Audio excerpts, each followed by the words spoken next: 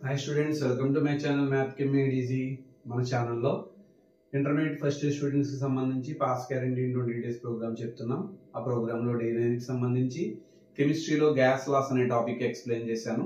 అసలు gas laws లో Boyle's law, Charles law, Avogadro law ఈ 3 లాస్ ఎలా ఈజీగా గుర్తుపెట్టొచ్చు ఇప్పుడు మీకు చెప్తాను. సో వాల్యూమ్ కి, గ్యాస్ కి సంబంధించిన వాల్యూమ్ కి, అలాగే ప్రెషర్ కి, మాస్ కి, నెక్స్ట్ టెంపరేచర్ కి మధ్య ఉన్న రిలేషన్స్ గురించి చూడాలి.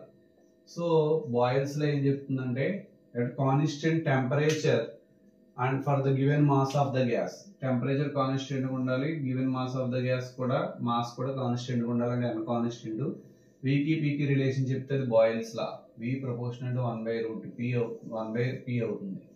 Next at constant temperature, at constant pressure for the given mass of the gas, volume of given mass of the gas is directly proportional to its temperature. ఇది Charles లా. అవగాడ్రోలో ఏం చెప్తుందంటే at constant temperature and pressure equal volume of gases having equal number of molecules అని చెప్తుంది. So ప్రతి చోట కూడా ఇక్కడ వీకి పీకి రిలేషన్ చెప్తే బాయిల్స్ లా, వీకి టీకి రిలేషన్ చెప్తే చార్లెస్ లా, వీకి అనికి రిలేషన్ చెప్తే అవగాడ్రో లా. దీనికి సంబంధించి పూర్తి వీడియో కింద డిస్క్రిప్షన్ లో ఇచ్చిన లింక్ ని క్లిక్ చేసి చూడొచ్చు. మరిన్ని వీడియోస్ కోసం చూస్తూనే ఉండండి మ్యాథ్ కెమ్ మేడ్ ఈజీ.